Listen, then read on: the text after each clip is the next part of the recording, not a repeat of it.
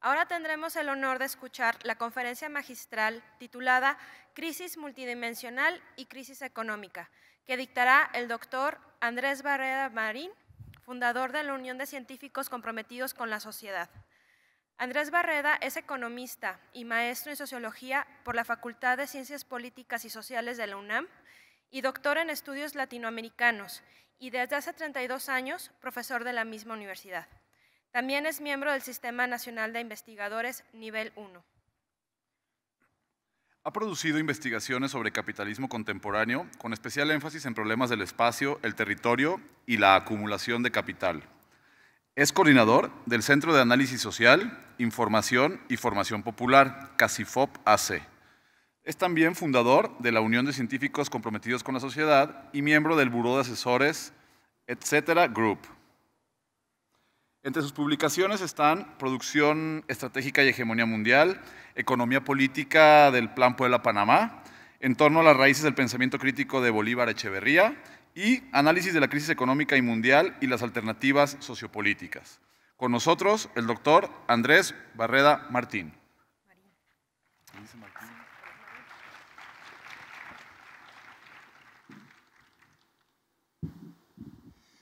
Bueno, muchas gracias a los investigadores por invitarme a participar dentro de este importante encuentro dedicado a temas de cambio climático y de sustentabilidad. Es muy útil que se lleven a cabo estos espacios de reflexión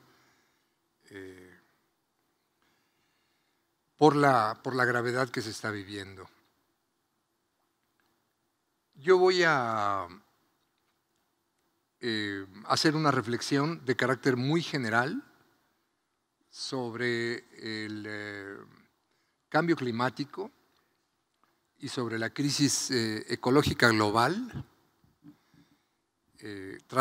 intentando, digamos, al final de conectarla con el tema que les ha ocupado centralmente, que es el problema de las ciudades.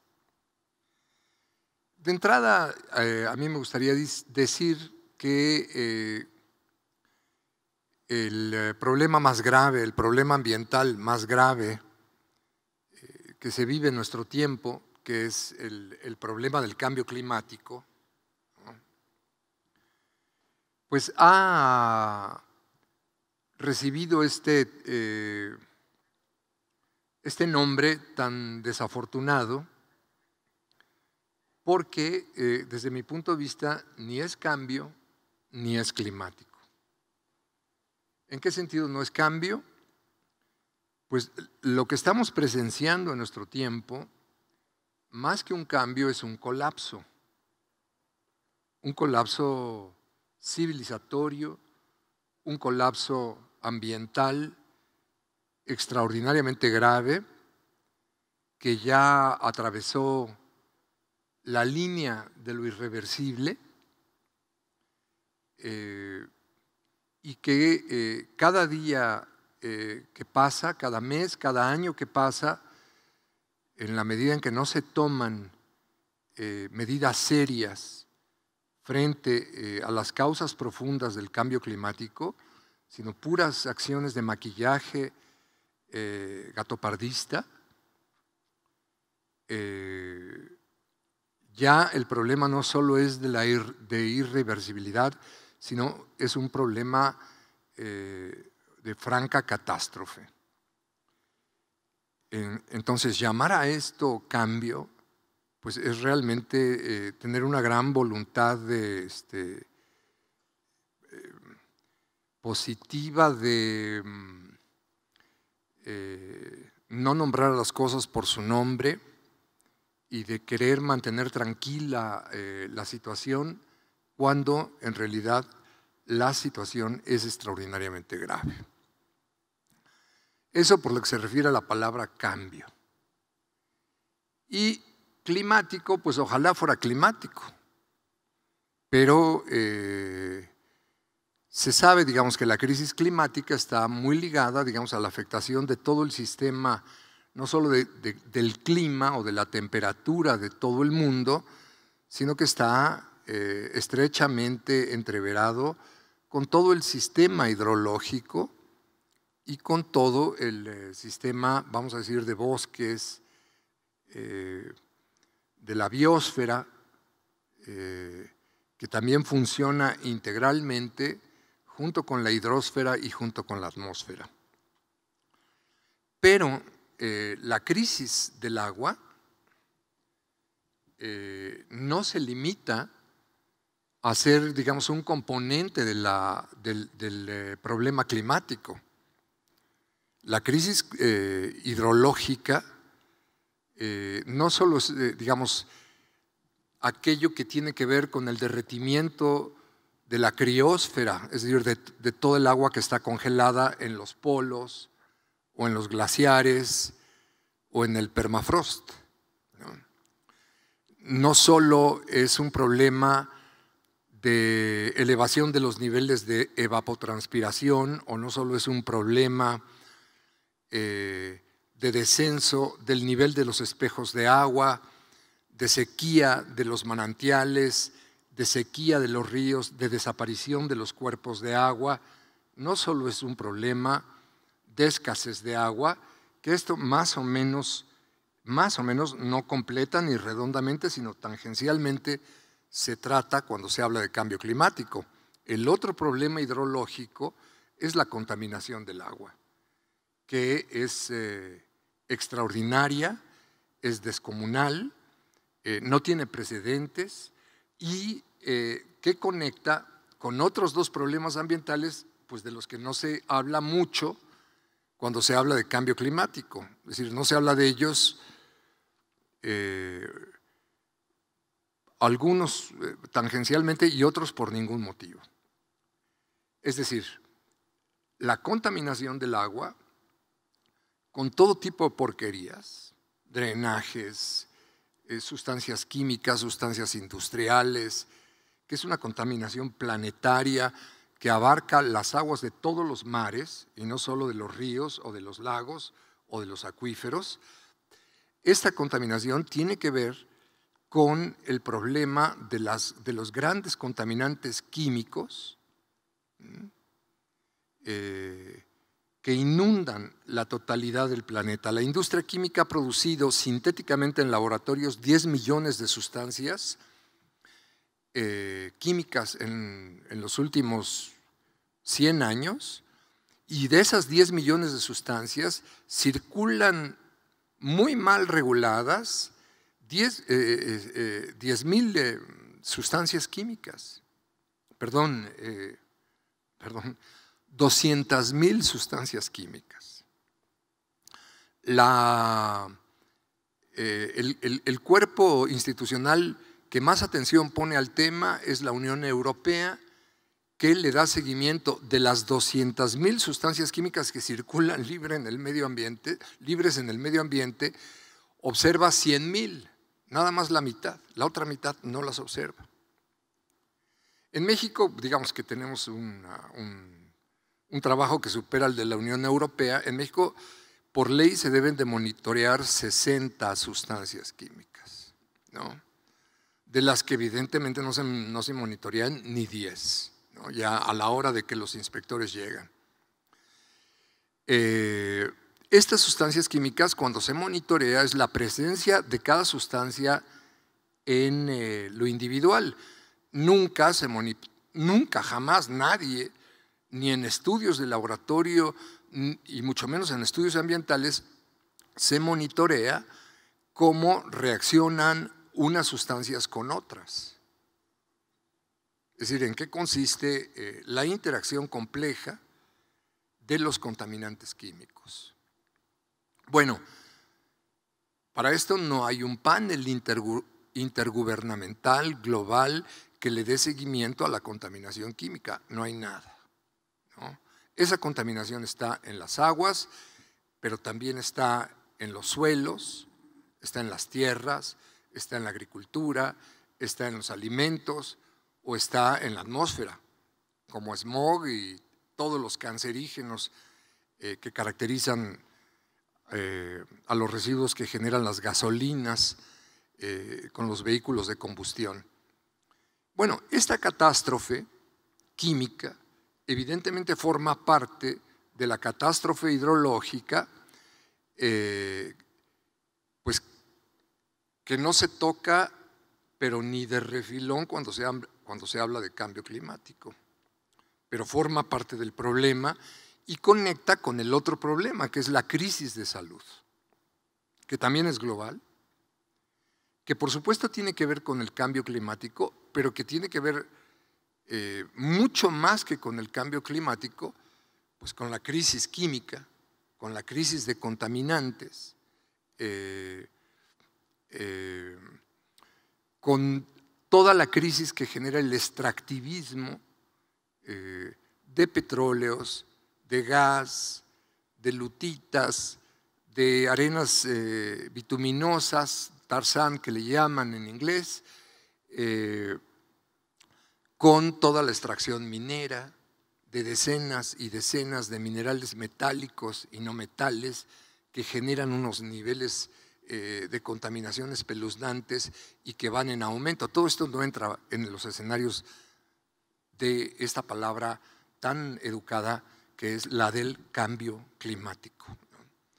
Entonces, pues no es solo un problema climático, es un problema de devastación ambiental generalizado, integral, total, que en los enfoques de la ONU, en los enfoques del panel intergubernamental de cambio climático, pues se busca reducirlo en este afán que tiene la cultura occidental por reducirlo todo a su mínima expresión, por reducirlo a un problema climático y a su vez el problema climático reducirlo a un problema de emisiones de gases de efecto invernadero, es decir, a un problema de CO2, ¿no?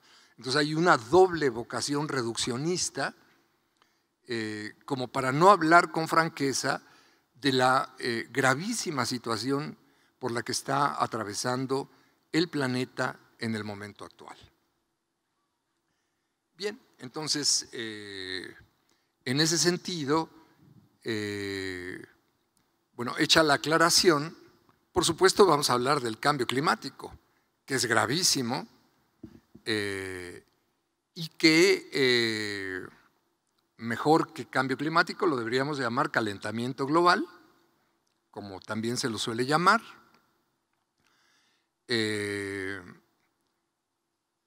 Este calentamiento global está entrando en una fase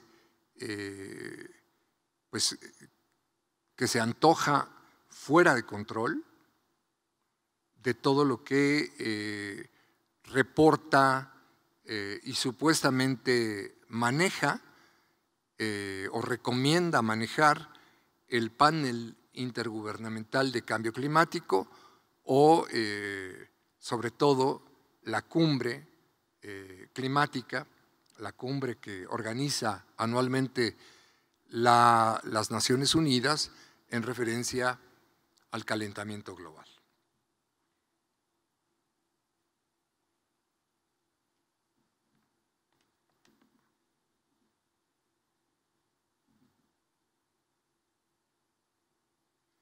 Voy a comenzar, hecha esta aclaración, por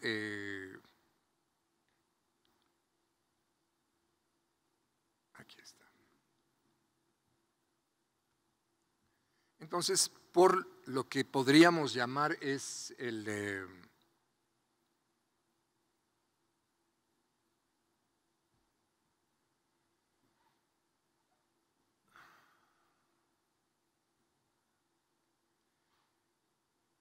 ABC en torno del cambio climático.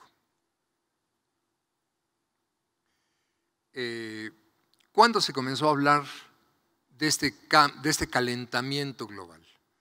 Los primeros que lo advirtieron fueron, digamos, los miembros del Club de Roma, que se reunieron por primera vez en 1968 y que entregaron publicación en 1972, Pero, aunque esto se advirtió pues desde hace ya casi 50 años, para que en realidad comenzara a reunirse el panel, se formara, se integrara un panel intergubernamental de cambio climático, conocido como IPCC, pues tuvieron que pasar literalmente 20 años. El IPCC arrancó en 1968 y a partir de entonces el IPCC se ha reunido en 5 ocasiones, con una intermedia que ocurrió en 1992. La primera fue en 1990, la segunda en 95, la tercera en 2001, la cuarta en 2007 y la quinta, la más reciente, en 2014. Este panel, pues aunque comenzó a trabajar en 1988, le costó mucho trabajo reconocer que el origen del cambio climático se debía a factores humanos. Prácticamente perdió 20 años de su tiempo para llegar a esta obviedad. ¿Por qué? Porque los intereses creados, en este caso por cuenta del lobby petrolero, luego voy a explicar qué es el lobby petrolero, no piensen solamente en ExxonMobil o las que extraen directamente gas y petróleo, luego lo explico, pero este lobby petrolero promovió con muchísimo éxito una tesis negacionista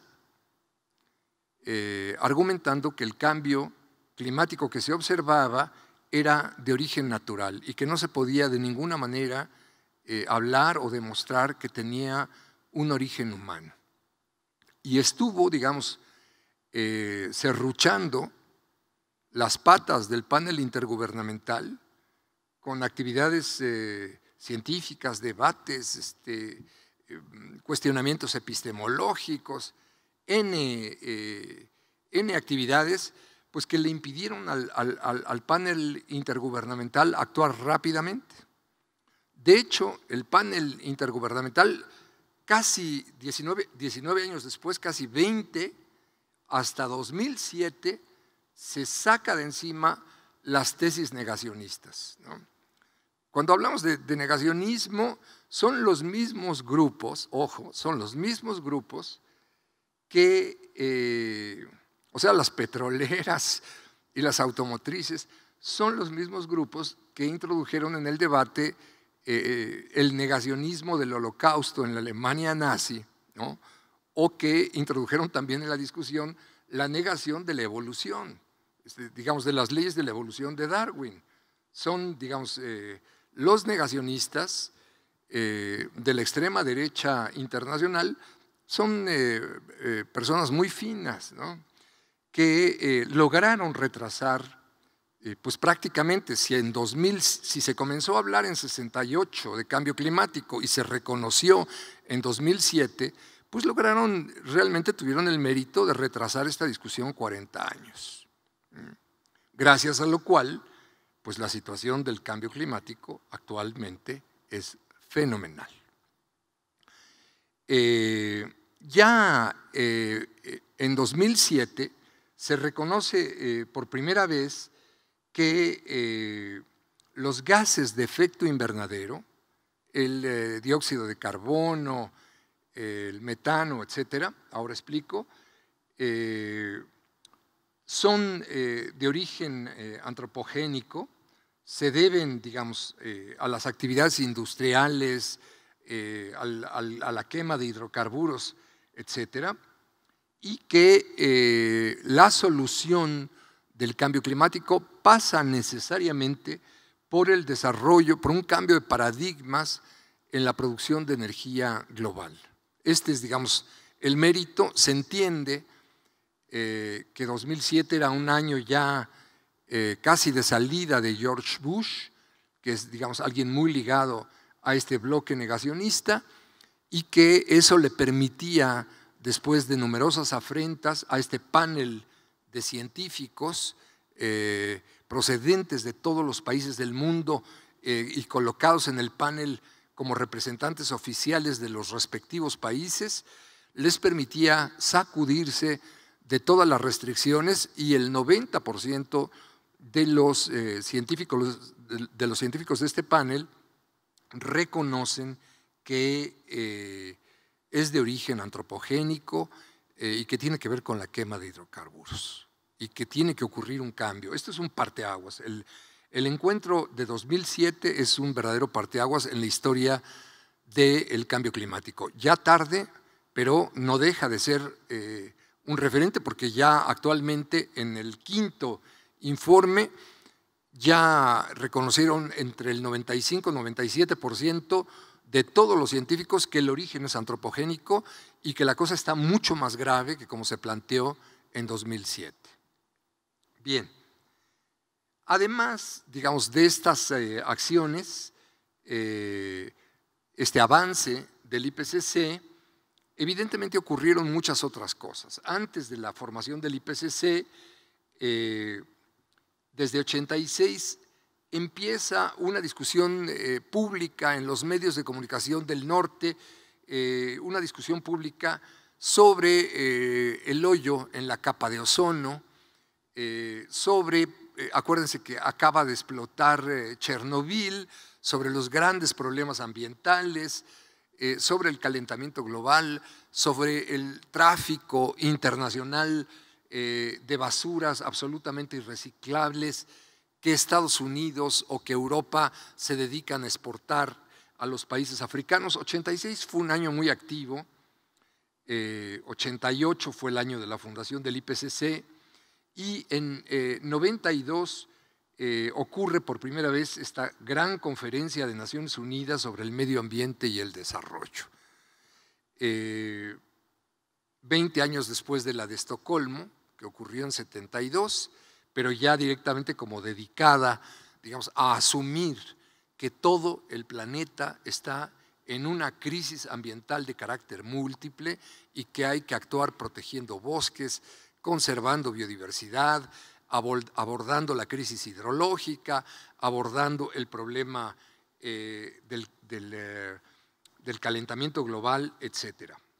Después de 92, un acto muy importante es cuando Clinton, junto con su vicepresidente Al Gore, empujan una cumbre internacional conocida como el Protocolo de Kioto, que tiene, digamos, la intención de que todos los países se comprometan con la reducción de las emisiones de CO2, y aquellos que por algún motivo no puedan, o sea, todos, ¿no?, que entonces creen un mecanismo de mercado inteligente, ya ven que el mercado es muy inteligente, un mecanismo de mercado para intercambio de bonos de CO2. Ya esto fracasó completamente, ya no existe, ya no está vigente el protocolo de Kioto, pero era, digamos, para las pretensiones negacionistas que imperaban en los años 90, pues era realmente lo más avanzado que existía. No había todavía la cuarta declaración. No les voy a leer toda la cronología. En 2006, un lord inglés, Sir Arthur Stern, por encargo del gobierno inglés, publica un informe planteando, digamos, escenarios extraordinariamente pesimistas sobre el tema del cambio climático. Es un texto clásico, el informe Stern, está en español, lo pueden conseguir, está en línea también, que se atreve por primera vez, lo dijo un lord, no lo dijo cualquier persona, un ecologista, ¿no? El lord dijo que el cambio climático era la mayor falla del libre mercado que se conocía en la historia de la humanidad. Es muy importante el informe Stern porque es decir, pone, digamos, sobre la mesa el hecho de que el libre mercado no está regulando absolutamente nada, sino que el libre mercado está en una relación problemática con el cambio climático. Ya les digo, en 2007 se da el cuarto informe y en 2014 finalmente ocurre, digamos, el encuentro más abierto, más preocupado, más profundo que ha llevado a cabo el IPCC, que es el quinto informe. Bien, ellos reconocen que los gases que producen el efecto invernadero son los clorofluorcarbonos, que son los responsables del hoyo de la capa de ozono en los polos, el metano, los óxidos de nitrógeno, el ozono, el vapor de agua, el hexafluoruro de azufre y, por supuesto, el CO2, el dióxido de carbono. Hay gases que son particularmente lesivos. El metano es sabido, digamos que es 21 veces, en materia de calentamiento global, es 21 veces más potente que el CO2 y existen fuentes eventuales incontroladas de metano. Si se derrite la capa de hielo del permafrost, luego les muestro una imagen para que no lo dejen a la imaginación. Si se derrite el permafrost, que vamos en camino de derretimiento del permafrost, se va a liberar una cantidad de metano absolutamente incontrolada que va a volver vana cualquier esfuerzo de regulación del cambio climático. La diferencia entre el CO2 y el metano no estriba en que el metano solamente es 21 veces más potente. El metano tiene la ventaja de que se disuelve velozmente en la atmósfera, mientras que el CO2 tarda en 50 años en disolverse de la atmósfera. Entonces, el CO2, por su presencia masiva y por su longevidad dentro de la atmósfera y por el modo en que se combina con las aguas del océano y al reaccionar con el agua del océano produce ácidos y entonces es la principal fuente de acidez de todo el océano mundial, que está terminando con todos los bancos de corales, con las praderas marinas y con los manglares de todo el mundo. Esta acidez que está terminando con la biodiversidad marítima tiene como origen el CO2. Entonces, en ese sentido, aunque el metano momentánea y críticamente puede ser mucho más lesivo que el CO2, en términos globales se entiende, digamos, que el CO2 es de todos los gases de efecto invernadero el principal problema. Por eso, digamos, el cambio climático se lo tiende todo a reducir a la problemática del CO2, cuando en realidad es un problema climáticamente muchísimo más complejo, ¿no?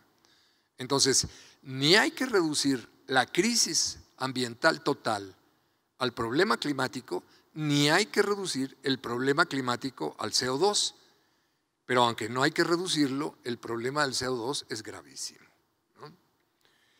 Perdón, digamos que esté hablando tan didácticamente, pero no quiero presuponer que saben el ABC del cambio climático porque casi nadie lo sabe, ¿no? Los que ya lo saben, pues disculpen, ¿no? Bien.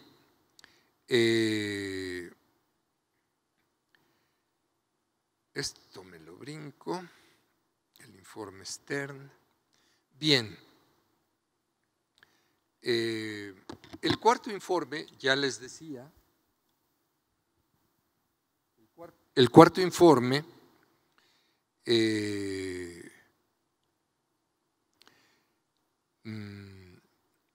fija, aunque no fija cuáles deben de ser los límites planetarios y país por país que se deben de tener en la emisión de gases de efecto invernadero, ¿no?, logra, sin embargo, un acuerdo que incentiva la distribución de energías renovables hacia países en desarrollo, ¿no? Por ejemplo, México, atrévete a crear tus parques de energía solar en Baja California. No sé si saben que esa es la zona de más irradiación solar del mundo. Atrévete a poner tus parques eólicos en el Istmo de Tehuantepec. No sé si también saben que esa es la zona de más viento del mundo. Y bueno, ya llevan 10,000 molinos, van a poner 30,000, ¿no?, ahí en el Istmo de Tehuantepec. Estas iniciativas que plantean, digamos, que los molinos son una tecnología ecológica, viene de este cuarto informe, de esta recomendación. La evaluación admite por primera vez una tendencia creciente, esto es muy, muy importante, de eventos observados en los últimos, de eventos extremos, eventos climáticos extremos, observados en los últimos 50 años y considera probable que sean cada vez más frecuentes en el futuro. Reconoce, esto es lo que representa este esquema, causas, procesos y resultados de todos los ciclos del cambio climático,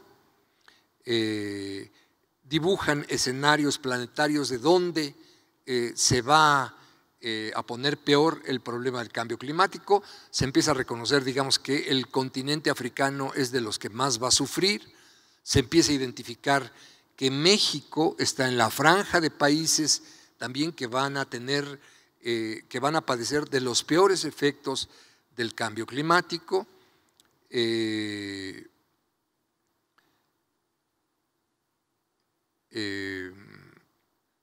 Ahora,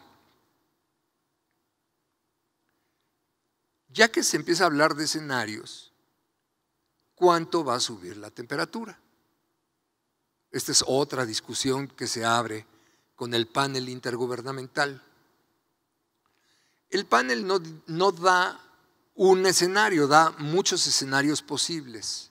En su último informe da 4 escenarios posibles, en donde la temperatura puede subir entre 1.5 grados y 2 grados, en donde puede subir 4 grados, puede subir 5 grados, puede subir 6 grados o puede subir más. Si sube 4 grados, para que se den una idea, estamos hablando de la temperatura promedial de toda la superficie terrestre y toda la superficie oceánica, ¿no?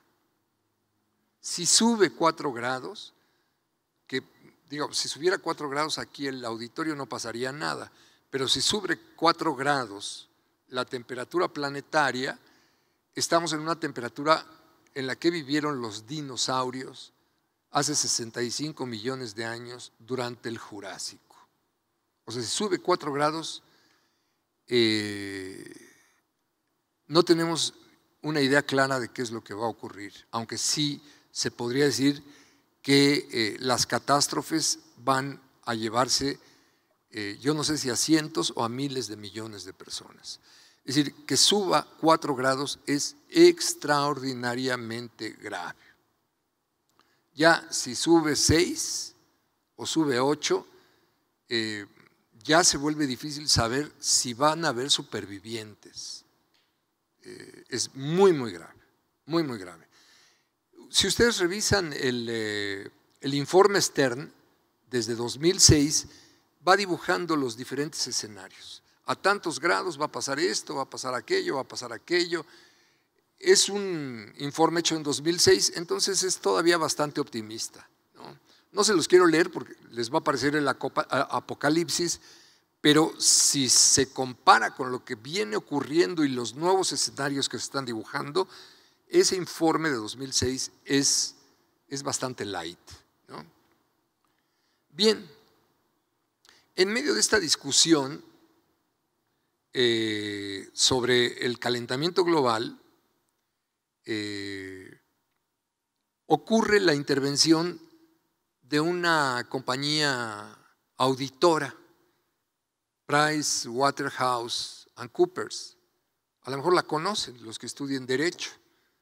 Es la principal auditoría que asesoró a los gobiernos del PAN para proceder a la privatización de Pemex.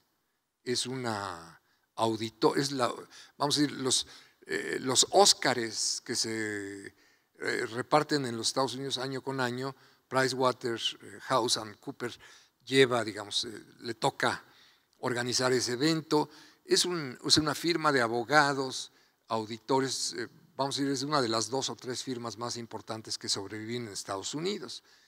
Y ella ha intervenido en los procesos de privatización de todos los recursos naturales, estratégicos e infraestructuras estratégicas de todos los países del mundo, ¿no? Vamos a decir, es una de las llaves duras que el imperio norteamericano tiene para apropiar, para despojar recursos y para embolsárselos. Bueno, es, vamos a decir, una de las empresas duras muy ligada al lobby petrolero, ¿no? Es por eso que es muy importante que vean, que escuchen algo sobre las predicciones sobre cambio climático de esta firma que es PwC, ¿no? PricewaterhouseCoopers. Bien, esta auditora en realidad dibuja un escenario mucho más pesimista que el del IPCC.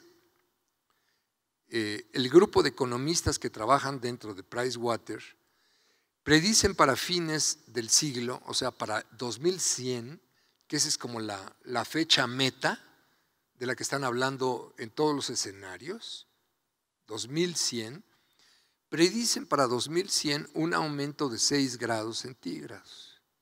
6 grados.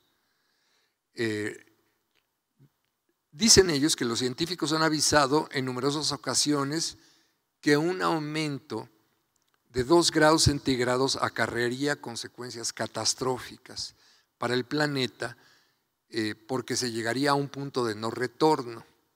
Ese punto ya llegamos, el de no retorno. Pero ellos decían que se llegaría en 2100. Es decir, a una situación en la que ya no habría vuelta atrás frente al cambio climático, en la que ya no se podría hacer nada al respecto. Pero los expertos de Pricewaterhouse muy temerariamente están hablando de un aumento del 6%. Esta es una declaración del 2010, o sea, de hace 6 años. Bien, después de estas optimistas valoraciones de Pricewaterhouse, llega el quinto informe de 2014 del IPCC.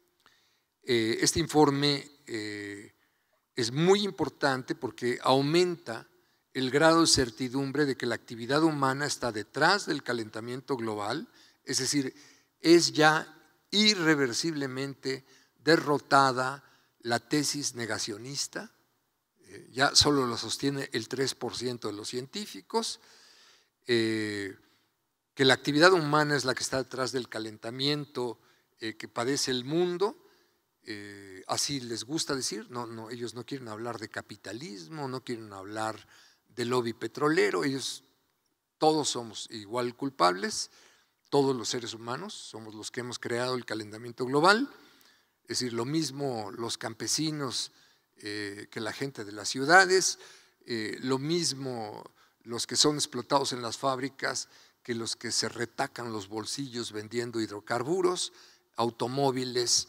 aviones, plásticos, explotando minas, qué sé yo. Todos somos igual de culpables, en la democracia todos somos iguales y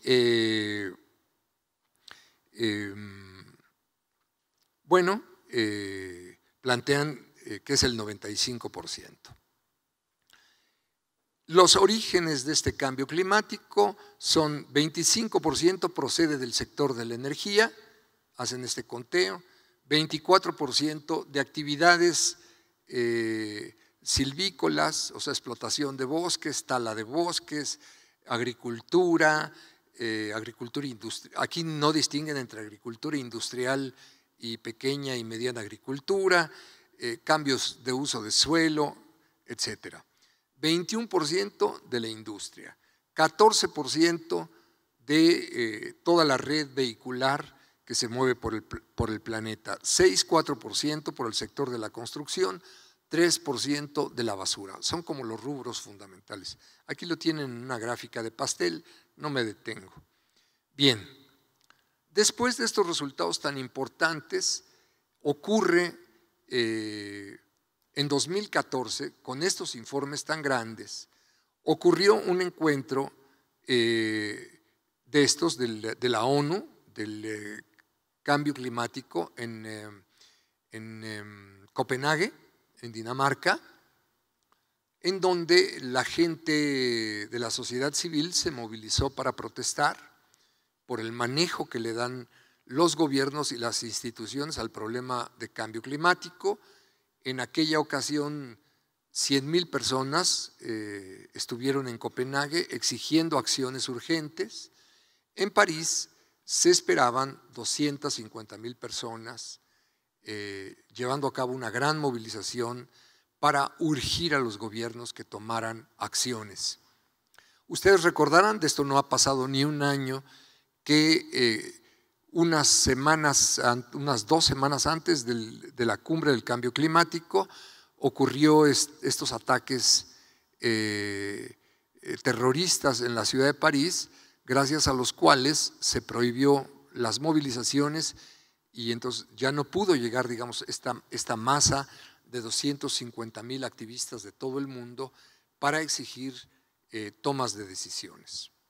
Bien, ¿qué pasó en París? Esto es lo más reciente, digamos, de lo cual tienen que tener mucha claridad. En París se admite que el uso de tecnologías alternativas tiene un límite, es decir, usando molinos, energía solar, represas, energía nuclear, porque a la nuclear le llaman, después de Fukushima, le llaman alternativa, ¿no? Son finísimas personas, ¿no? Bien, usando las alternativas no nos admiten que no se puede reemplazar al petróleo. Nada más dicen eso. No sacan las consecuencias. Digo, una consecuencia sería, pues hay que bajar los niveles de consumo. Porque si tú mantienes los niveles de consumo, pues ¿cómo los vas a sostener? Solo que sigas produciendo hidrocarburos. Entonces, les digo esto para que se fijen en los detalles. Bien, ellos reconocen que, pues si se siguen quemando hidrocarburos, vamos a llegar a 1,5 grados, vamos a llegar a 2 grados, vamos a llegar a 4 grados y se va a salir todo de control. Entonces, en París se reconoce que ya no se pueden seguir quemando hidrocarburos. Es un paso respecto a 2007. Vamos a decir, es un pasito más de independencia respecto del lobby petrolero. Con un pequeño detalle, ¿no? Hay que regular definitivamente la quema de hidrocarburos, pero no se dice cuándo, ni cuánto, ni cómo. O sea, se dice. Pues es un paso porque antes no se decía, pero decirlo así, pues no sirve para nada, ¿no? No. Lo peor, todos reconocieron que es un problema, que tenemos que actuar. Se reconoce que no se puede llegar a 2 grados centígrados, pero los acuerdos que se toman no adquieren el rango de vinculantes. Es decir, nadie está obligado a cumplirlos. O sea, se reunieron a platicar, nada más.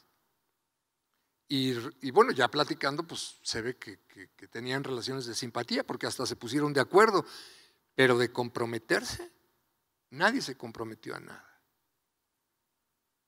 Uno después de eso dice, pues a lo mejor lo del ataque terrorista del Estado Islámico, ¿no? Sí tiene que ver con Hillary Clinton, ¿no? Como andan diciendo por ahí. No lo sé, digo, yo soy mal pensado, ¿no? Pero pues no pruebas no tengo, pero esta reunión de París es el espejo más transparente de cuál es la situación en la que está el planeta. El planeta se está yendo al abismo y estas personas se reúnen a tratar estos problemas tan dramáticos con esta frivolidad. Con esta frivolidad. Nos haría falta una Hannah Arendt, ¿no? Que nos hablara de la banalidad del mal, ¿no? Frente a esta situación de colapso civilizatorio que estamos enfrentando. Bueno, una medida que se recomendó en París, equilibrio, tiene que haber equilibrio entre la absorción, hagan de cuenta los bosques absorben CO2, ¿no? Y las emisiones, ¿no? Por ejemplo, absorción, solo tenemos tantas selvas, entonces solo podemos absorber, entonces no se puede emitir más de lo que las selvas pueden absorber. No, la absorción puede ser por los bosques o puede ser, por ejemplo, enterrando CO2, que es una propuesta del lobby petrolero.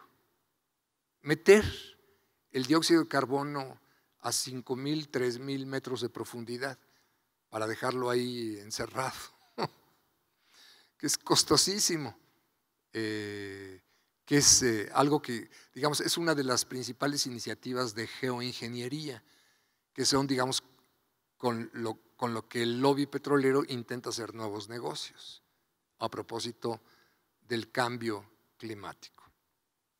Entonces, este equilibrio entre absorción y emisiones en realidad es un equilibrio tramposo, es un equilibrio doloso. Bien,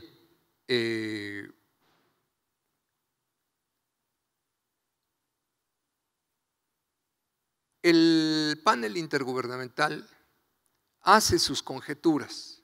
Bueno, en 2100 no deberíamos rebasar los 2 grados centígrados, pero ya por el CO2 acumulado, por la quema, por el crecimiento, por los problemas que enfrenta nuestra cultura, problemas aparentemente inamovibles, hacia 2040 nos dan este escenario, un escenario pesimista. A ver, esto, ahí está.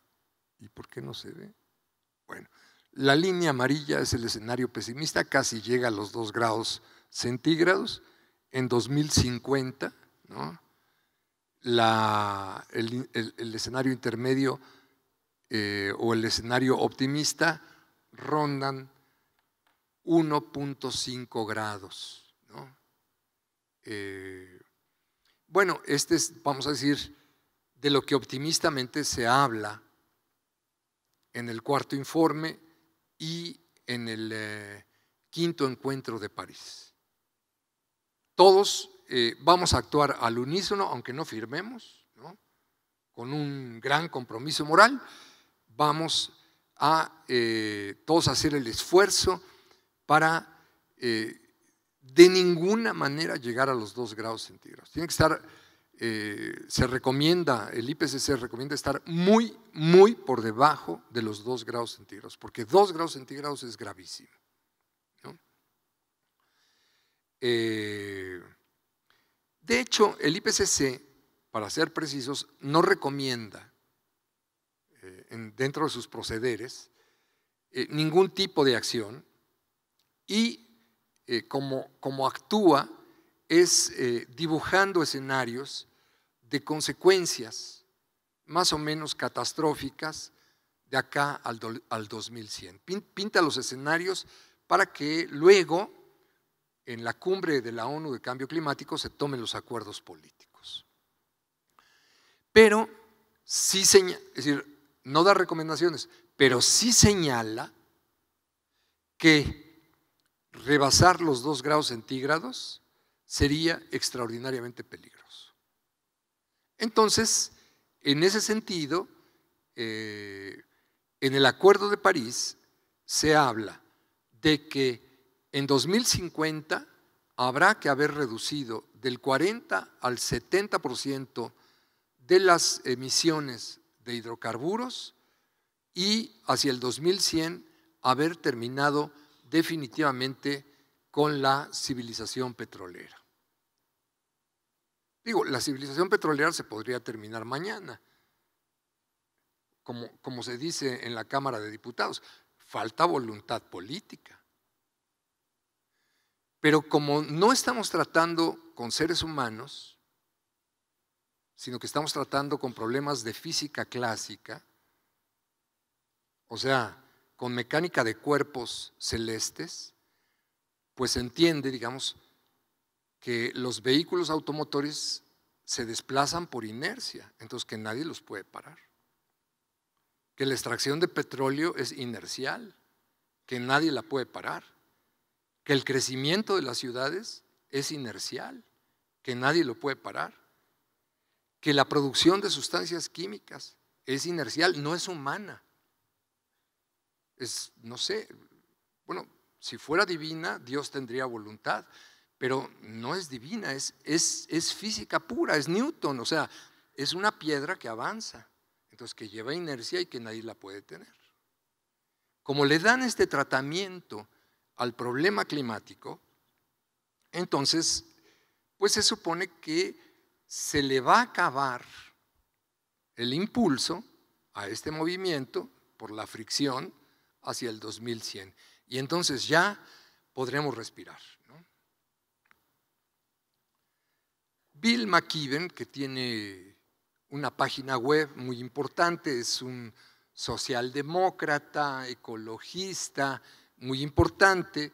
Él plantea que el tope, el techo que debería de haber es de 350 partes por millón de CO2, que no se debe de rebasar, porque rebasando los 350 partes por millón entramos en un escenario catastrófico. Ahorita estamos en 400 partes por millón. Les recomiendo la página de Bill McKibben. Es, digamos, un ecologista moderado, no es un ecologista muy radical, es, vamos a decir, socialdemócrata, neokeynesiano, que trata, digamos, de componer el capitalismo ambientalmente. Pues recomienda esto, pero pues ya, ahora sí que Bill McKibben fue ampliamente rebasado. El IPCC en 2014 informó que la temperatura combinada de la superficie terrestre y marina mostraba en 2014 0.8 grados, o sea, ya cerca de 1 grado. Pero que en realidad esa es una media, porque en unos lugares está en 0.65 y en otros está en 1.06. RT, que es una estación de televisión que se ve en internet, que produce Rusia, ha hablado, probablemente con amarillismo, que la temperatura ya está ahorita en 1.5 grados centígrados. Lo cierto es que nadie sabe, ahorita, en 2016, 2 años después del IPCC, cuál es la temperatura en la que estamos en este año y en los próximos. Hasta que se vuelva a reunir el IPCC en 2020, volverá a haber una nueva medición. No obstante, en mayo de 2016, el medidor de temperatura global marca un aumento de 0.93 en promedio con respecto al periodo de referencia 51-80, 1951-1980, y calcula que en mayo de 2006 la temperatura ya era de 1.15. Este es un centro de mediciones importantes, no es el IPCC, pero no es la televisión rusa, es decir, no es un centro que esté jugando geopolíticamente con la información, es un centro de investigación científica que hablan de que la temperatura está en esos niveles. Es imposible no relacionar este análisis y los resultados del mismo con la publicación efectuada por el Centro Nacional de Investigación Científica francés, en donde han demostrado que por primera vez en mayo de 2016 se han registrado valores de concentración atmosférica de 400 partes por millón. Es decir, esta cifra de 400 partes por millón, que aquí la pueden mirar, esta es ¿no? la gráfica que nos habla de que ya estamos por arriba de 400 gráficas, digamos 400 partes por millón, es la que está, digamos, detrás de este calentamiento que ya al parecer está rebasando el 1.15 grados centígrados. Deberíamos, digamos, de reconocer que los últimos 14 meses en todo el planeta han sido los 14 meses más calientes de toda la historia. Cada mes se rompe récord. Es decir, que estamos ahorita en un escenario nunca antes visto, que no tiene control, ¿no? No lo esperábamos. Lo que más me preocupa es que no esperábamos estos saltos de temperatura. Predijimos un calor moderado para 2016, pero nada que ver con los aumentos de temperatura que hemos visto, afirma el director del Programa Mundial de Investigaciones Climáticas de un departamento de la ONU. ¿Por qué está ocurriendo esto? ¿Por qué no se están resolviendo las cosas? Primero, pues la principal actitud de dominio con la que el lobby petrolero obliga a que el planeta gestione el problema. ¿Qué hace el lobby petrolero? ¿No? Primero, ha promovido durante 30 años un escepticismo anticientífico que se ha negado a admitir públicamente y a imaginar colectivamente los probables escenarios catastróficos. Han bloqueado esto. Y mucha de nuestra conciencia, así como de no pasa nada, ay no, pues hoy salió el sol y yo escuché los pajaritos, están exagerando. Esta inconsciencia masiva respecto al cambio climático ha sido cuidadosamente cultivada en los medios de todo el planeta por cuenta del lobby petrolero. En segundo lugar, este lobby petrolero ha estado enfocado en desarrollar una resistencia absoluta a modificar los pilares de hiperconcentración de la producción de energía y de materiales que derivan del petróleo y, por supuesto, del control del hiperconsumismo, de la sociedad de bienestar y sus paradigmas de movilidad y vida urbana. Esto lo voy a explicar un poquito más adelante. En tercer lugar, están enrocados en una confianza religiosa e ilimitada en las nuevas soluciones que supuestamente habrá de aportar el desarrollo científico. Hagan de cuenta que una persona está sentada en una rama de un árbol que asoma al abismo. Y la persona está sentada del lado del abismo y está serruchando la rama donde está sentado. O sea que cuando termine de serrucharla, se va a romper y él va a caer al abismo.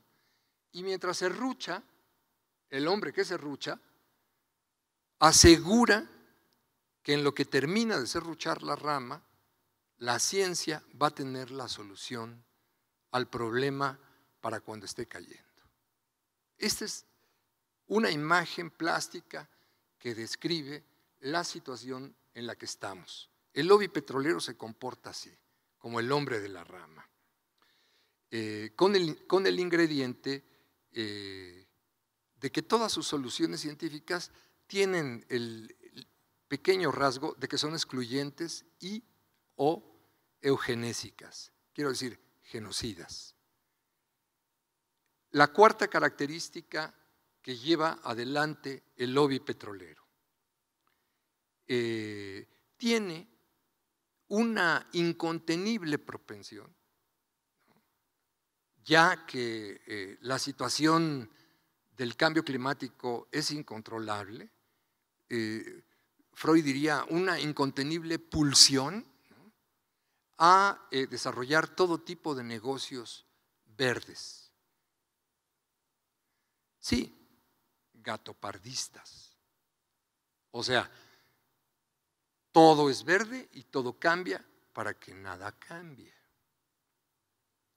Por ejemplo, Volkswagen, que es una destacadísima fuerza del lobby petrolero, ¿no?, como General Motors o como Ford o como Toyota o Chrysler, la que quieran, ¿no? Volkswagen toma como acción ecológica frente al cambio climático producir más autos. Entonces, ya no le basta la planta de Puebla y abre del otro lado de la Malinche la planta de Audi y abre una planta de producción de motores en Guanajuato.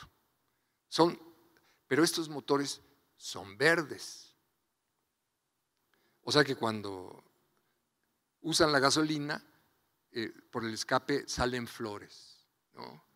Salen perfumes, salen aire puro, ¿no? No crean que sale CO2, ¿no? Son motores verdes. Esto es gatopardismo, cambiar para que todo siga igual, ¿no? Aprovechan la paranoia que se está masificando por problemas de cambio climático para hacer negocios hiperlucrativos. Por ejemplo, entrar en serio e invertir en molinos, con la característica de que los molinos concentran la producción de energía como la concentra el petróleo. No que cada quien tenga su molino por aparte o que cada quien tenga en su casa celdas de energía solar. No, eso no es negocio, ¿no? Negocio que concentremos toda la producción de energía solar en un solo parque y de ahí salga la mitad de la energía de México. Entonces sí, alguna empresa se va a interesar en invertir, ¿no? De otra manera, pues no. Un ejemplo. El organismo estadounidense, la Asociación Americana de Energía, ¿no?, la IA, considera que las emisiones de gases de efecto invernadero se incrementarán de aquí al 2040. Es decir, para ellos esto es inamovible. La IA representa todos los intereses petroleros de los Estados Unidos. Bueno, se van. De aquí al 2040 las emisiones de gases de efecto invernadero no van a disminuir, ¿no? Y como esto es un hecho, ya lo dan por sentado, en su estudio la IA prevé un crecimiento continuo de las emisiones, lo que dicen ellos, hace ilusorio el objetivo de reducir las temperaturas de 1.5, ¿no? Y considera que según su evaluación, para 2040 vamos a estar en 3 grados centígrados. Vean, este es el lobby petrolero, ¿no? Primero Pricewaterhouse nos dijo que en 2100 estaríamos en 6 grados y ellos nos dicen que en 2050 vamos a estar en 3. Es el mismo argumento. ¿Por qué? Porque no se puede dejar de extraer, de prospectar, de extraer, de transformar y de quemar hidrocarburos. Eso es meterse con la voluntad de Dios, no se puede tocar y así va a ser. Bien, dentro del imaginario del panel intergubernamental aunque se habla entonces del fin del consumo del 80% del petróleo, cuando se reúnen en París, les decía, dejan este proceso de sustitución del petróleo como un proceso indeterminado que excluye de las agendas de transición, de las agendas de la adaptación, con los programas de ayuda a los países del sur, y de las agendas de la mitigación o los programas de reducción en los países de reducción de emisiones en los países del norte, ¿no? Excluye de las agendas de transición. Vean qué interesante, este es el núcleo del problema. Por ejemplo, ¿qué se excluye? ¿Qué no se discute por ningún motivo en el panel intergubernamental? Está fuera de agenda. Si alguien habla de esto, es casi equivale a, digamos, a si estuviera hablando con groserías, ¿no? No se puede tocar el tema del transporte público. O sea, el transporte tiene que seguir siendo privado. Ahorita en el planeta circulan 1.200 millones de automóviles. Escucharon bien, 1.200 millones de vehículos automotores. ¿Qué quiere el lobby de la industria automotriz?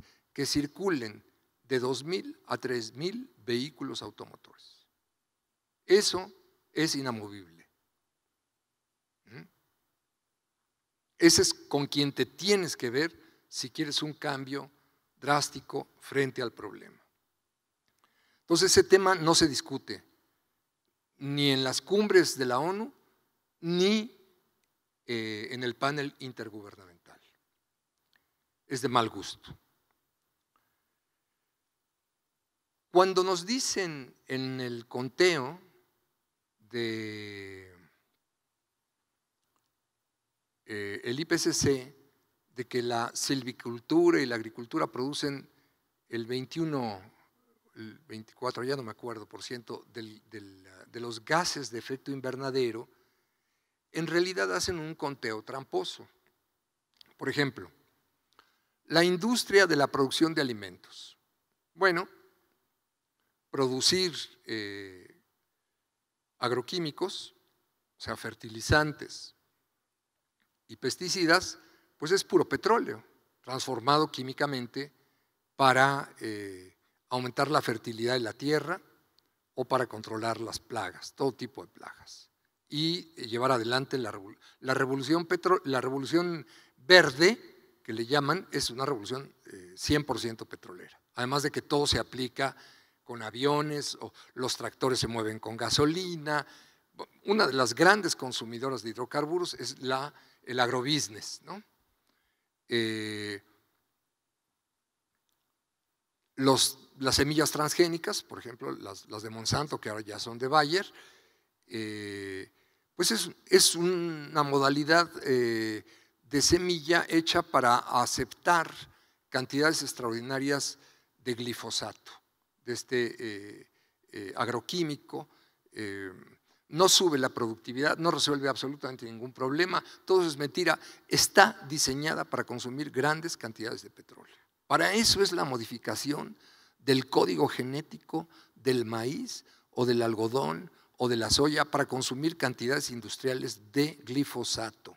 Ese es el problema, ese es el problema. Por eso todos los problemas de contaminación y de salud, el problema de salud en los Estados Unidos es que la mitad de los niños están en riesgo de contraer autismo por el consumo de glifosato en los Estados Unidos. En ese país tan ordenado y tan sin corrupción, tienen este pequeño problema porque por supuesto son el centro de consumo planetario del glifosato. Bien, pero ya que producen una proteína, por ejemplo, vegetal, una proteína de maíz o una proteína de trigo, sirve para producir 8 proteínas, 8 unidades proteicas de cereales producen una unidad proteica animal. Entonces, cuando tú alimentas a la población del mundo con carne, con leche, con huevos, entonces multiplicas la demanda agropecuaria por 8. Entonces, toda esta historia de la posguerra de que las personas sanas solo son las personas que tienen, digamos, un consumo abundante de leche, huevos y carne, ¿no?, les permitió al lobby petrolero multiplicar por 8 la venta de sus hidrocarburos, porque, digamos, todo lo que hemos comido los seres humanos de la posguerra para acá, creyendo que comíamos con flakes o hamburguesas o huevos o lo que sea, ¿no?, huevos con tocino, en realidad lo que hemos estado consumiendo todo el tiempo es petróleo. Entonces, la agroindustria es de naturaleza extraordinariamente petrolera. Luego, por supuesto, viene el problema de la movilidad de los productos. Lo propio del neoliberalismo es mover los productos no en un ámbito regional, como se hacía antes con la producción de alimentos, comes lo de tu lugar, sino ahora cualquier producto tiene que llegar a cualquier lugar del mundo, a una velocidad extraordinaria. Entonces, lo que eso implica en consumo de energía, de CO2, generación de CO2, de gases de efecto invernadero y consumo de petróleo, es descomunal. Bueno, ya que llega, pues no llega a tu casa, llega al supermercado. ¿Cuánta luz consume el supermercado? No solo como energía luminosa, ¿cuánta electricidad consumen los refrigeradores? Porque para tú poder consumir tus carnes y tus cereales y tus helados y todo, necesitas los refrigeradores, pero además no son refrigeradores cerrados, son refrigeradores en su mayor parte abiertos. Entonces el consumo de electricidad para enfriar es descomunal. El grupo Grain ha hecho un conteo muy cuidadoso de todos los puntos que implica, y no hemos contado el consumo de energía que implica la transformación de los alimentos. Por ejemplo, los chícharos, volverlos chícharos de lata, o el maíz volverlo maíz de lata. Toda la agroindustria, digamos, que juega a la química de los conservadores, de los colorizantes, de los saborizantes, de los texturizantes, de la comida chatarra, todo eso es petróleo, otra vez es petróleo, ¿no? Y pues el consumo de energía que implica el proceso industrial. Si contamos todas estas fases del proceso moderno de producción de los alimentos que viven en las ciudades, el despilfarro de energía es brutal, no es del 21%. No es del 21%, es del 50%. Bueno, es muy interesante. ¿Por qué les cuento toda esta historia? Porque es muy interesante porque este es el otro tema que no entra de ninguna manera en la agenda del IPCC o de las cumbres de París, el problema de la producción, la transformación la producción industrializada, el cultivo industrializado de alimentos vegetales, animales, bosques, granjas piscícolas, megagranjas de cerdos y de pollos. Nada de esto entra en el tema, ni el transporte mundial de los alimentos, ni la distribución final de los alimentos, ni la transformación industrial de los alimentos. Todo esto está fuera.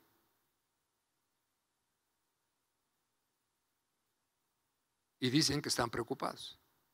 Yo por eso les llamo gatopardistas. Es decir, todo lo que nos están obligando a hacer es para no mover un dedo en esto. Este es el problema. Este es el problema. Yo estoy de acuerdo con que tenemos que hacer todo lo que esté de nuestra parte para reducir emisiones de CO2. Todo lo que esté de nuestra parte. Compartir el auto con los vecinos, si es posible usar el transporte público, por supuesto que usar bicicletas, mil cosas. Todo lo que han discutido aquí sobre los edificios verdes, pues todo eso sirve, pero no va a servir de casi nada si no se cambia el centro de la civilización petrolera. No se va a resolver con que el lobby petrolero te dé dinero para que tú modifiques tu edificio. No, ustedes, señores, emitan menos CO2, produzcan menos autos,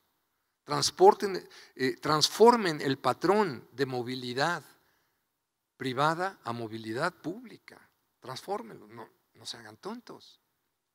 Llenen las ciudades de transportes colectivos de primera calidad para llegar rápidamente a todos los lugares. Si el mundo a lo largo del siglo XX hubiera caminado por esta senda, no tendría que haberse vuelto socialista el mundo. Es mentira. Por subirte en un camión, por subirte en el metro y hablar con el que va junto, no te vuelves comunista, no inventemos. Si no se hubiera seguido esa senda, hoy habría 100 millones de autos, no 1.200 millones de automóviles. Bueno, exagero, 200 millones de autos. No tendríamos el problema del cambio climático. Me voy a permitir ponerles un mapa.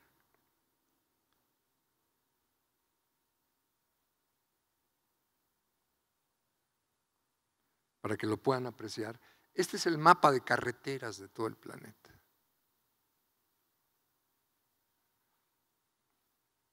Ahí circulan 1.200 millones de vehículos automotores.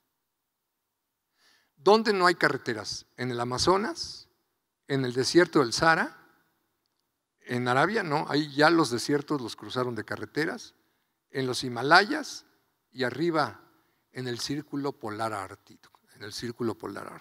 Son los únicos lugares donde hay pocas carreteras. Me podría aproximar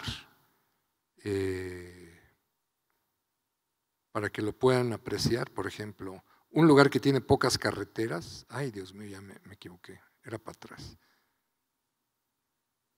Aquí. África, que tiene pocas carreteras, digamos, para que vean el tejido fino que tienen las carreteras, ¿no? O América del Sur, ¿no? O sea, es que tupieron el planeta Tierra de vehículos automotores. Entonces, claro, el lobby de la industria automotriz, ¿de qué habla? De producir ya no 1.000 millones de automóviles, sino 3.000 millones de automóviles. Esto es lo que se considera inamovible. Inamovible.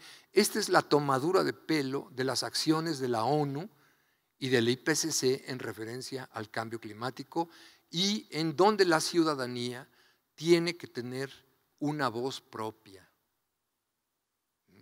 Tiene que tener información clara y una voz propia para meter en el imaginario de estos señores, de estos científicos, de estos políticos, cosas que se encuentran para ellos completamente fuera de su imaginario, ¿no? Es decir, se decía, no, pues es que las ciudades van a seguir creciendo, se decía el día de ayer. O sea, no está en la imaginación de nadie detener el crecimiento urbano. ¿Por qué no está en la imaginación de nadie detener el crecimiento urbano? Pues porque dice la ONU que está ocurriendo un proceso de urbanización acelerada en todo el planeta que es imparable. Es lo que se va a discutir ahora en Quito, en la cumbre Hábitat 3, ¿no? Es imparable el crecimiento urbano. No se puede hacer nada. Es una cosa, eso es una cosa que se mueve por sí misma. No hay humanos de por medio, ¿no? Cuando se sabe que hay lugares del mundo donde se regula el crecimiento urbano, o se reguló. Hubo momentos en donde se reguló. Claro, ayer nos ponía el compañero investigador italiano cómo en un país, vamos a decir, tan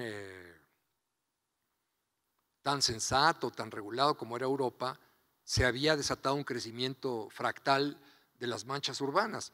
Pero eso no es porque sea Europa, sino es porque lo que ha dominado en los últimos 30 años es justamente la desregulación, o mejor dicho, el neoliberalismo. Mientras hubo capitalismo keynesiano, se regulaban las cosas, ¿no? Es decir, mientras había, digamos, un Estado que velaba por el interés general, no de la gente, no les voy a decir bu con el socialismo. Un Estado que regulaba no el interés general de la gente, un Estado que velaba por el interés general de todos los capitales. Cuando el Estado, fíjense, allá me decía mi maestra en el Colegio Unión, me decía, allá cuando amarrábamos los perros con longaniza y no se la comían, ¿no? Por allá de los años 30 o 40, ¿no? De los años 50 hasta los 70, ¿no? El Estado, pero no del siglo XIX, del siglo XX, el Estado representaba el interés de todos los empresarios.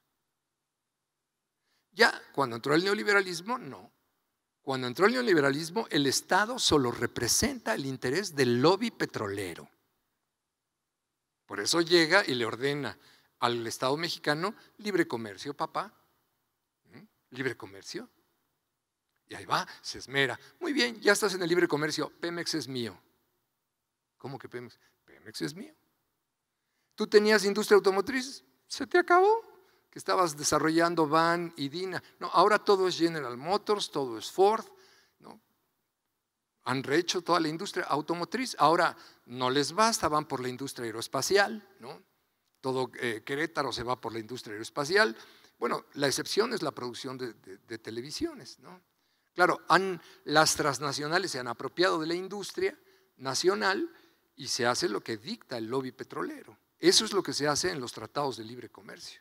¿O por qué creen que fue el golpe en Brasil y el giro en Argentina y la necesidad de detener a Venezuela?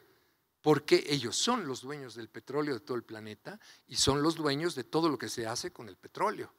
No solo los plásticos y los agroquímicos, sino todos los combustibles para todos los vehículos y todos los vehículos que consumen todos los metales del mundo. Ese es el lobby petrolero.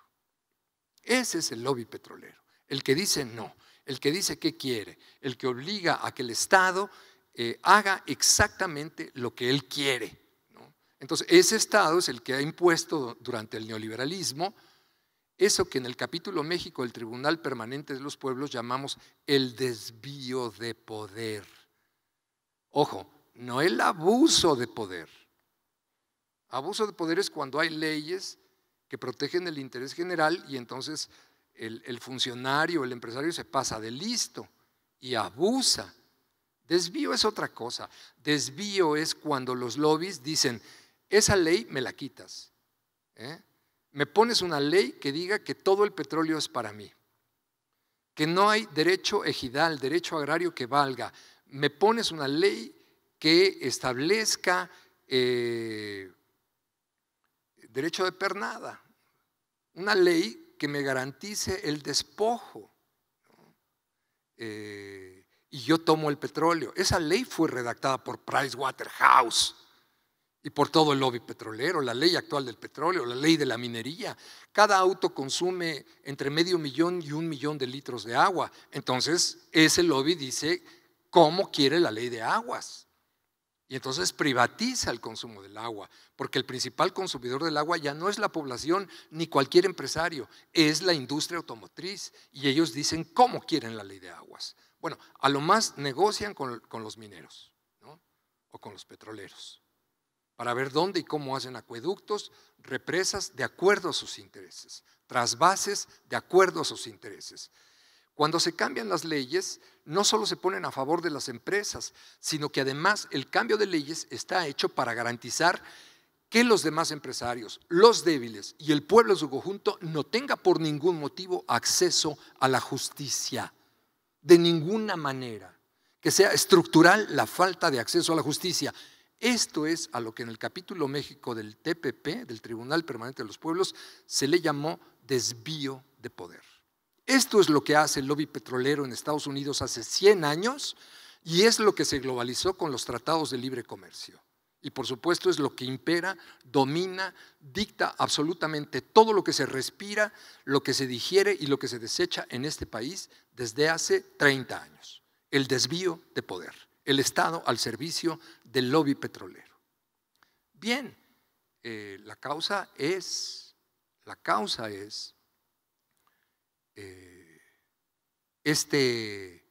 como dijo George Bush, esta incurable adicción al petróleo. Lo confesó, ¿no? Lo confesó, a medias, porque nomás habló de adicción al petróleo, ¿no? Le faltaron las otras adicciones. las metanfetaminas, ¿de dónde creen que vienen? Del petróleo. Pero no se lo digan a nadie. Los autos consumen gasolina. Los que se suben en los autos, pues consumen metanfetaminas, que es, vamos a decir, la metanfetamina es la gasolina del espíritu, ¿no? Para decirlo así, ¿no? Bien, voy a cerrar, ya me llegué al límite de tiempo.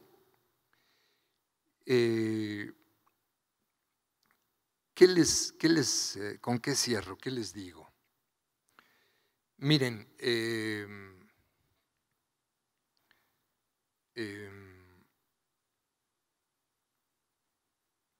el problema fundamental de nuestro tiempo es, vamos a decir, esta adicción, o si ustedes quieren, esta necedad civilizatoria en la que estamos hundidos. Es una verdadera necedad. Para no moverse de la necedad, durante décadas han tratado de ocultar los hechos. Después de 40 años de jaloneo, y porque por fortuna existen científicos autónomos y con principios éticos, esto se les cayó. Ya no pueden ocultar el calentamiento, ¿no? Entonces pasaron a tratar de controlar las medidas, ¿no? Desarrollaron todo tipo de locuras ecológicas, como es el pago de servicios ambientales, los intercambios de bonos de CO2, diseñaron ingenierías absurdas que prometen que podríamos todavía quemar y quemar y quemar infinitamente más petróleo, ¿no? Incluso trayéndolo del espacio exterior. Titán está lleno de metano, ¿no? Esta luna de Saturno. Entonces, imagínense cuando lleguen allá las naves de Exxon, ¿no? Se van a traer acá cantidades brutales de metano para quemar y quemar más. Entonces dicen, bueno, pero tenemos que desarrollar aparatos planetarios que capturen el CO2. Entonces a esto le llaman geoingeniería. Es decir, en vez de detenerse,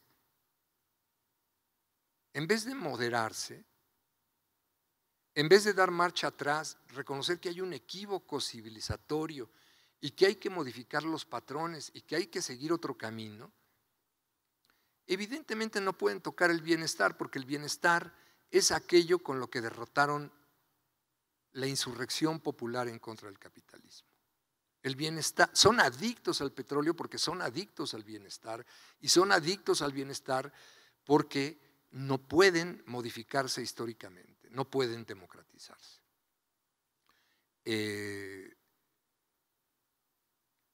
En su adicción al petróleo son adictos al espectáculo, al superconsumismo, son adictos a la supermovilidad. No hay mayor espectáculo, no hay mayor bien que dé más prestigio, que cree más complicidad entre las personas y el sistema que los automóviles, ¿no? No hay nada equivalente al automóvil. El automóvil es la pieza ideológica fundamental con la que opera el capitalismo hace 100 años. Entonces, evidentemente, el capitalismo petrolizado considera que terminar con el auto y el lobby petrolero es el fin del capitalismo, lo cual es muy equivocado. Roosevelt, yo no sé si se acuerdan lo que decía Roosevelt. Roosevelt decía, pues es que hay que salvar al capitalismo. Entonces le preguntaban, ¿de quién? Pues de los capitalistas, porque estos se lo acaban. Pues si los conocía bien, si esos capitalistas, pues eran los que, cuando él gobernaba Alemania, Exxon, Texaco, Gulf, Exxon de Rockefeller, la que antes fue la Standard Oil, ¿no? Todas esas decenas de empresas, todas eran las que estaban financiando a Adolfo Hitler en la Segunda Guerra Mundial. No tuvo que meter Rockefeller en la cárcel al abuelo de Bush, porque se encargaba de andar traficando petróleo para que los nazis tuvieran. No estaba la General Motors haciendo los tanques de guerra en Alemania.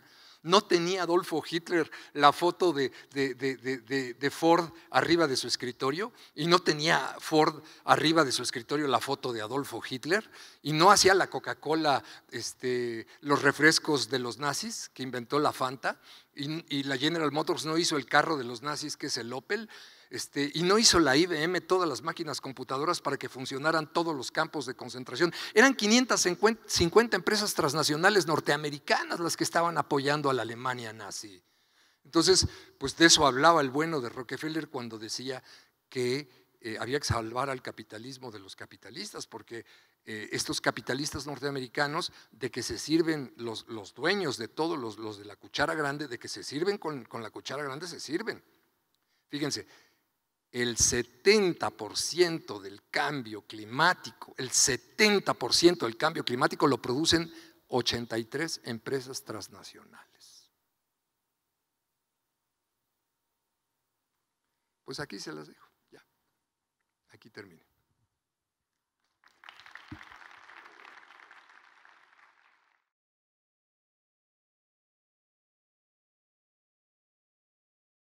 ITESO, libres para transformar. Universidad Jesuita de Guadalajara.